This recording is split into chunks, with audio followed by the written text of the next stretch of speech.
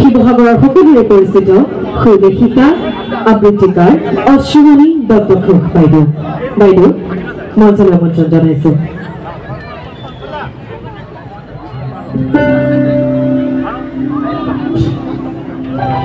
প্ৰিয় শিল্পীগৰাকীৰ প্ৰতি শ্ৰদ্ধা জনাই তেখেতৰ মেটামৰফ'ছিছ কবিতাটি আবৃত্তি কৰিবলৈ প্ৰয়াস কৰিছো। মই যদি ঈশ্বৰ হলোহেঁতেন আজিৰ মানুহ সৃষ্টি কৰা বন্ধ কৰি দিলোহেঁতেন, নতুনকৈ সৃষ্টি কৰিলোহেঁতেন আৰু এবিধ মানুহৰ দৰে জন্তু, যি মাৰি কাটি খাই বৈ শুই জীয়াই নাথাকি আৰু বহুতে কিবা কিবি কৰিলেহেঁতেন। দিলোহেঁতেন এটা মস্তিষ্ক, যাৰ কাম চিন্তা কৰা শুদ্ধভাৱে, যি মস্তিষ্কত দৌৰিব অনুভূতি, আবেগ, উচ্চাকাংক্ষা আৰু দূৰদৰ্শনৰ অনিৰ্বাণ অশ্বমেধ ঘোঁৰা, যি মস্তিষ্কত আস্ফালিত হ'ব পৰিৱৰ্তন, আৱৰ্তন আৰু নিয়ন্ত্ৰণৰ ন সূত্ৰ।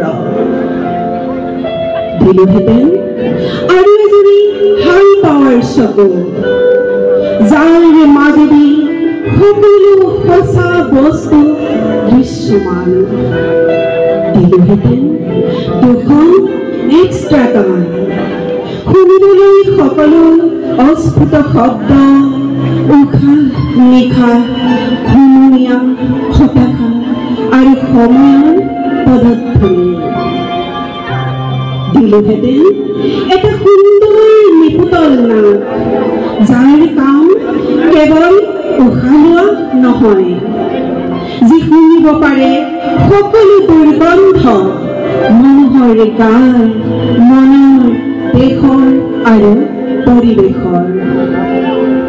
দিলোহেঁতেন এখন মুখ আৰু এটা ডিঙি, যাৰ শব্দই নমাব পাৰে ব্ৰহ্ম, ভেদিব পাৰে সকলো মিথ্যা আৰু অমানৱীয়তা।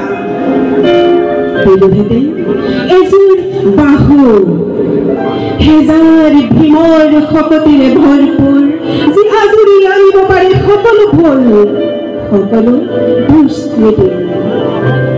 দিলোহেঁতেন এখনি বুকু, আকাশৰ দৰে উদাৰ, সাগৰৰ দৰে বিশাল, য'ত নাথাকে কপটতা, যিখন বুকুত আশ্ৰয় পাব হেজাৰ মানুহৰ দুখ, সুখ আৰু সপোন।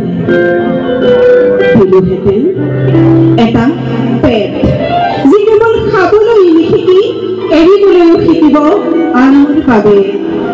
দিলোহেঁতেন এটা যৌনাংগ, য'ত কিল বিলাই থাকিব সহস্ৰ বুদ্ধৰ বীৰ্য।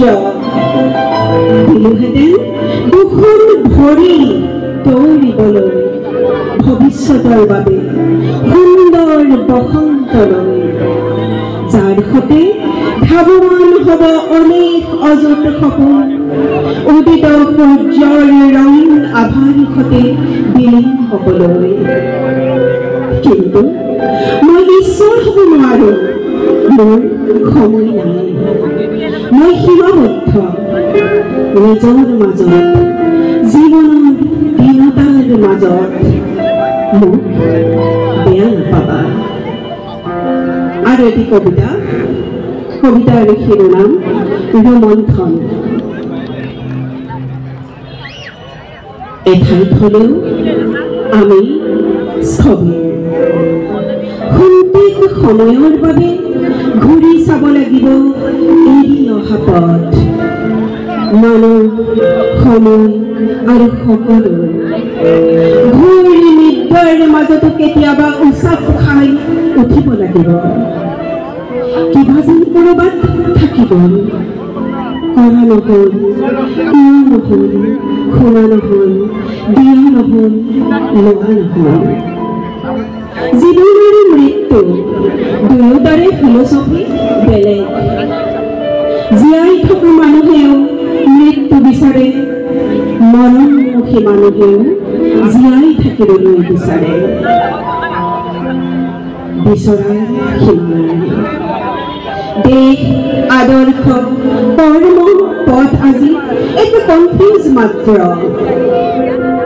আমি পথিক এক অদৃষ্ট মায়াৰ ভাৰ কান্ধত বান্ধি লৈ পোৱা নোপোৱা দেখা নেদেখা বিশ্বাস অবিশ্বাসৰ মুক্ত মানেৰে গন্থিত আমাৰ অস্তিত্বৰ মনিহাৰ মস্তিষ্কত সপোনৰ অভিসাৰ জীৱনৰ নিৰ্মম অবাধ অত্যাচাৰ আচলতে গোটেই জীৱনটোৱে নিষ্ঠুৰ নষ্টালজিয়া কেতিয়াবা জীৱিত কেতিয়াবা বিচলিত আৰু কেতিয়াবা মৃত জীৱন এক অবৈধ অশৰীৰী প্ৰেম ধন্যবাদ সুন্দৰকৈ আমাৰ প্ৰাণৰ শিল্পী জুবিন গাৰ্গৰ ৰচিত দুটা কবিতা আবৃত্তি কৰাৰ বাবে কবি অশ্বমণি দত্ত ঘোষলৈ উদ্যোক্তাৰ তৰফৰ পৰা আন্তৰিক ধন্যবাদ জনায়।